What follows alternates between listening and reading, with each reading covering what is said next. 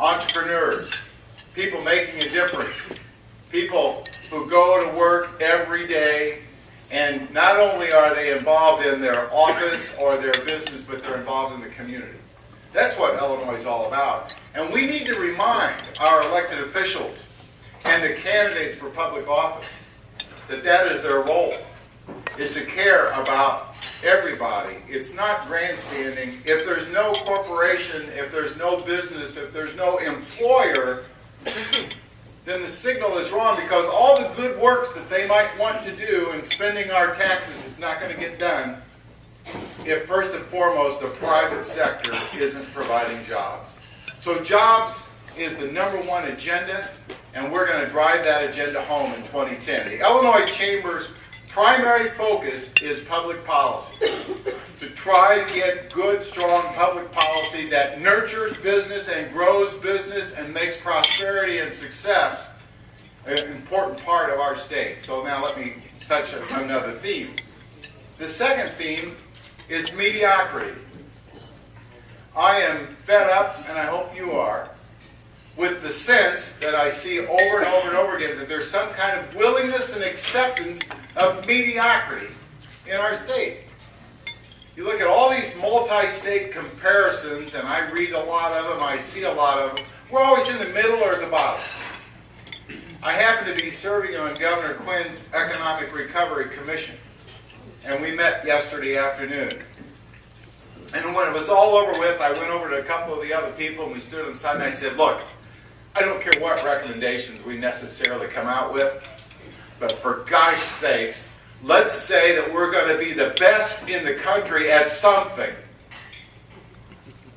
That we are going to be a magnet for success. People want to be where there is success. People want to be where there's opportunity. People want to be in a community or a county or a state where they feel the magnetism and the ambition and the vision for a better future. And that's what we need to be talking about when we visit with our elected officials, when we visit with candidates over these next several months as they run for public office.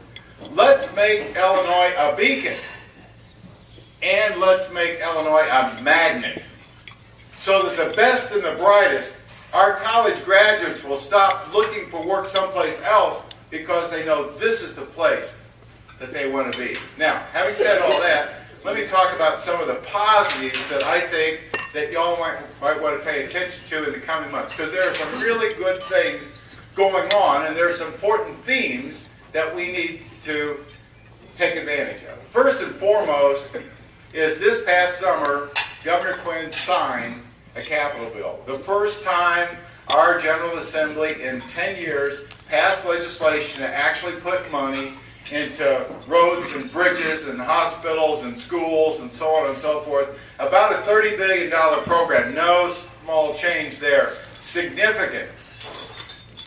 The Illinois Chamber has championed that for the longest time. Like most of you, again, as business owners and managers, when you do your annual budget, one of the things you look at is what kind of capital needs do we have? Do I have to resurface the parking lot? Do I have to put a new roof on? Are we ready to expand? Do we need new equipment? It's part of doing a business budget and plan. Well, our state legislature has basically deferred for a decade any kind of major investment in the infrastructure in our state. And yet, when you think about Illinois, what's our greatest strength? One of our greatest strengths is that we are smack dab in the middle of the country. You can reach all the markets from the Appalachians to the Rockies here from Illinois. We have a world-class airport, international gateway at O'Hare. We have more interstate highways that cross and feed Illinois than any other state in the country. We are the only place in the country where all the major Class 1 railroads come together. We have the fiber optic networks. We've got the electronic, or the electricity, the capacity to service. We are the source of all the Canadian oil that comes to the United States. 70% of it comes to Illinois. And by the way, Canada is where we get more oil than we get out of the Middle East, and people fail to recognize that. But the pipelines come to Illinois. We are in the middle of the country. I just, not long ago, went to the grand opening of the Microsoft facility. Microsoft opened a brand new building in Melrose Park, which most people will never know what it is because it is absolutely, there's no sign on it whatsoever. It just looks like a concrete warehouse. They opened a new facility in Ireland, they opened a new facility here, and they opened a new facility in Asia. And I asked them about it. They said, this is state of the art. We're here because power, which is a substation right across the street, and we're here because of the fiber optic network that's accessible to us. We can, in milliseconds, send data to Asia and Europe from this center. That's what it's all about, is the advantages that we have in Illinois. So here's what I'm going to suggest to you. Watch these themes. Capital construction.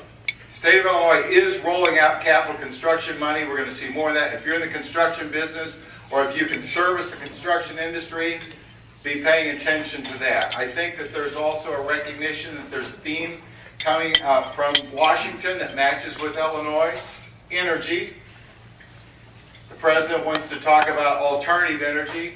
You should know that Illinois is the home of the wind industry in North America. There are more wind industry-based companies here in Chicago. I think we're about 24 of them. Now we've got new wind farms here, but most of the wind farms are being built further west. But the home office, the engineers, the white-collar folks, the people that are going out to site, Chicago is the home of this. So we have an opportunity. Again, talk about energy. We have a home of nuclear power. There is plenty of electricity in Illinois. There is plenty of water in Illinois. Advantages for our state. So capital construction, I believe there's going to be another stimulus bill out of Washington. Early in 2010, these folks will try to get more money back out before the November election. So watch for that, and I think much of it will come back into the capital construction side. Roads and bridges are important for us because of our situation in the country. Energy. Energy is an important theme for us in Illinois because we are an energy-rich state and an exporter of energy. And if you'll think about this just for a moment, Exelon is the largest nuclear power generating utility in the country, and they're based here in Chicago, and we have more nuclear power being generated in Illinois than any other state. We have 13 nuclear reactors.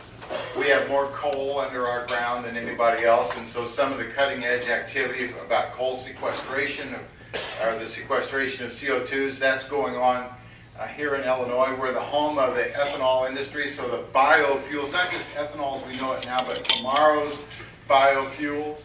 There's more research being done at Argonne right now on electric power, particularly battery powered, than any place else in the country. Energy, we have refineries in Illinois. I talked about those pipelines in Illinois. Energy is one of those cornerstones of the Illinois economy that I think a lot of people fail to acknowledge. But now we look about the increased focus on alternative energy and wind power and such, and we're well positioned in that field as well. Third, kind of about transportation, but I believe you're going to hear a lot more about the high-speed rail and expansion of intercity rail traffic, and Illinois, again, is well-centered. We're going to probably hear a report or an announcement out of Washington in the next couple of months. In fact, it's supposed to be in January, and January's kind of slipping away, so I'm not sure whether we're going to get it this month or not. But again, their investment in high-speed rail, and Illinois is well positioned to be a beneficiary of those federal policies. And the last thing I guess I'd touch upon is education. Talk about, preparing Illinois for the future. There are some fundamental elements that we as citizens in this state need to be thinking about. And number one is education. Are our schools adequately prepared to provide the kind of employees that our businesses need and want